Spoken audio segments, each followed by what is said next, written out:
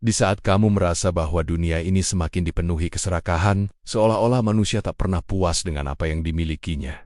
Bayangkan sejenak, kita hidup di zaman di mana orang berlomba-lomba menumpuk harta, mengejar kekuasaan, dan mengabaikan nilai-nilai kemanusiaan. Seperti air bah yang tak terbendung, keserakahan manusia seakan menggerus segalanya. Tapi ingatlah, bahwa Tuhan tidak pernah tidur. Dia melihat setiap tindakan kita, bahkan yang tersembunyi di sudut hati terdalam. Dan kini, di akhir zaman ini, Tuhan mulai menegur keserakahan manusia dengan caranya yang penuh hikmat. Firman Tuhan dalam Matius 6 ayat 24 mengingatkan kita bahwa tak seorang pun dapat mengabdi kepada dua tuan. Karena jika demikian, ia akan membenci yang seorang dan mengasihi yang lain. Atau ia akan setia kepada yang seorang dan tidak mengindahkan yang lain. Kamu tidak dapat mengabdi kepada Allah dan kepada Mamon. Lihatlah di sekitar kita, bencana alam yang semakin sering terjadi, krisis ekonomi yang melanda, dan konflik antar manusia yang tak kunjung usai.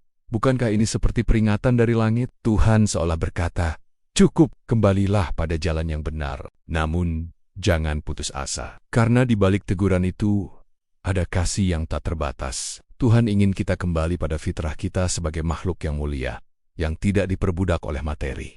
Bagaimana jika mulai hari ini, kita mencoba hidup lebih sederhana, berbagi dengan sesama, menolong yang lemah, dan mensyukuri apa yang kita miliki? Bukankah itu akan membuat hidup kita lebih bermakna? Saudaraku, mari kita renungkan bersama. Apa yang sebenarnya kita kejar dalam hidup ini? Harta yang fana, atau kebahagiaan sejati yang abadi? Tuhan memberikan kita kesempatan untuk berubah, untuk kembali pada jalannya yang penuh berkat. Jangan sia-siakan kesempatan ini, karena di akhir zaman, yang tersisa hanyalah apa yang kita tanam dalam hati dan jiwa kita. Ingatlah, kekayaan sejati bukan diukur dari apa yang kita miliki, tapi dari apa yang kita berikan. Dan cinta kasih adalah harta yang tak akan pernah habis dibagi. Jadi mulai sekarang, marilah kita hidup dengan hati yang lapang, berbagi kebaikan, menebarkan kasih, dan menjadi berkat bagi sesama. Karena itulah yang Tuhan inginkan dari kita. Bagaimana perasaanmu setelah mendengar ini? Apakah ada pengalaman pribadi yang ingin kamu bagikan? Ceritakan di kolom komentar ya.